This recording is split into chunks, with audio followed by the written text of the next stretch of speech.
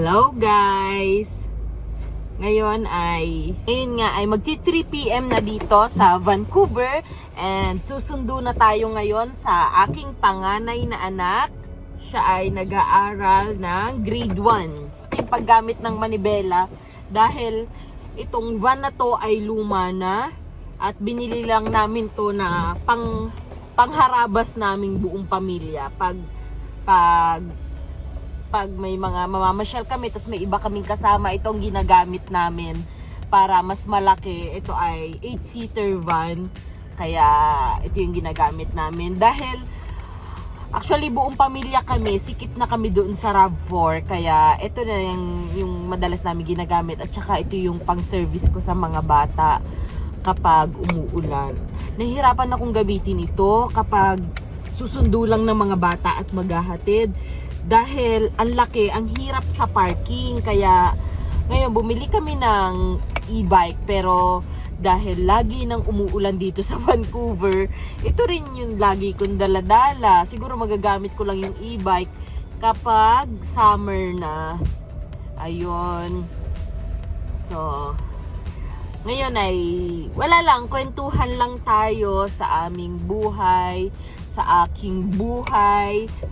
Ako ay isang full-time mom ngayon at may iba ko mga side hustle. Yun, konting pinagkakakitaan ko rin habang nasa bahay lang ako. Nag-homestay student kami kung saan may mga yung iba't ibang lahi ng student ay ina-accommodate namin sa bahay namin, dun sila tumitira. And ako yung nagpo-provide ng pagkain nila, umaga, tanghalian, at saka hapunan.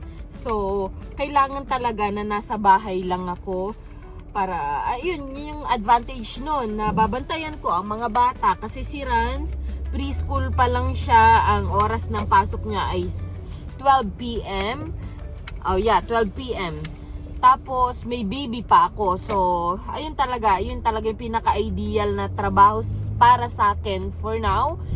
And tapos nag-aaral ako ng real estate, isinasabay ko na para pag ready na yung time ko, yung katawan ko na magtrabaho ulit is ready na ako. Nakapag board exam na ako dito sa British Columbia.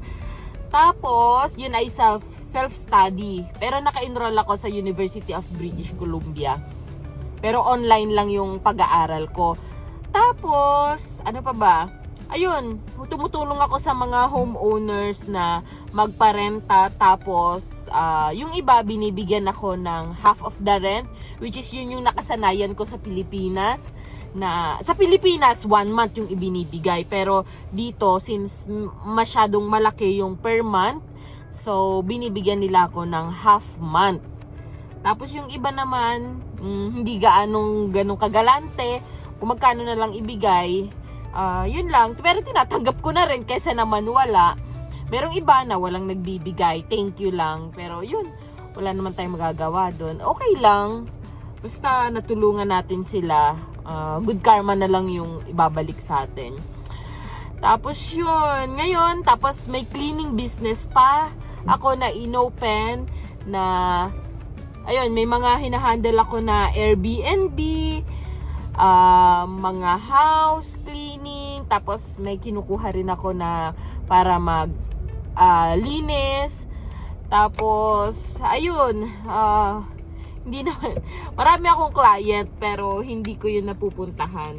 Kumukuha lang talaga ako ng tao para magtrabaho in my behalf dahil alam nyo na sa sitwasyon ko, hindi ko talaga kayang pumunta kung saan dahil may baby ako. And then si Pau, yung husband ko, is focus talaga siya sa trabaho niya kasi siya yung main provider ng pamilya namin. And kaya sadyang hirap ako magtrabaho sa ngayon. Sabi ko nga, ako yung magi-giveaway. Ako yung magi-slow down sa career para sa mga anak ko, which is masaya naman ako sa ginagawa ko. Kasi natututukan ko sila. Dati kasi, inano ko si Rans, in-enroll ko siya sa daycare. Which is, hindi ko naman nagustuhan yung result ng pag-aalaga sa daycare. Habang nagtatrabaho ako, hindi siya nakakakain ng maayos. Tapos, payat na talaga si Rans, pero mas namayat pa siya lalo kasi nga, ayun nga, yung pinapabaon ko sa kanyang pagkain, bumabalik pa rin sa hapon. Inuuwi pa rin niya kasi doon sa daycare, kapag hindi kumain yung bata, hindi na papakainin nung nagbabantay. So, hindi ko yun talaga gusto kasi si Rans ay batang, palagi ko talaga siyang pinapakain on time. So, yun. Mahihirapan ako na. So, yun, pinapakain ko talaga siya on time. Kaya, hindi ko nagustuhan yung pagpapaalaga ko sa daycare. Ayun, kaya kinuha ko na siya at ako na yung nag full time sa kanya. Tapos, yun nga, nabuntis ako. Kaya tuluyan na ako nag-quit kasi 2 bata na yung aalagaan ko. Yan nga, kaya minsan kailangan natin mag-sacrifice para sa pamilya. So, nag-giveaway ako para matutukan ko na sila. So far, masaya naman ako kasi may allowance din naman ng mga bata. Hindi din naman ako nazi-zero. May pambayad din ako kahit papaano sa bills. Yun lang. Masaya naman ang buhay namin dito. Simple lang. Nakaka-provide naman. Kahit papaano, nakakatulong sa mga mahal sa buhay. Tapos, masaya naman kami kasi mas naging close yung bonding naming pamilya dahil dito, sino ba naman ang magtutulong-tulungan kundi kayo-kayo lang din. Kaya kaming mag-asawa, mag-away man kami, nagbabati agad kami dahil wala kaming choice kundi kami lang din naman yung mag-uusap. Kaya yun nga, masarap sa feeling na kayo namumuhay kayo ng solo. Yung mga anak namin nagkakaroon rin sila ng responsibility na tumutulong sila dahil alam nila na kailangan nilang tumulong. Kahit nga si Rans, yung liit niyang yun, 4 years old pa lang siya, tinutulungan na niya ako kapag kami na lang yung naiwan sa bahay.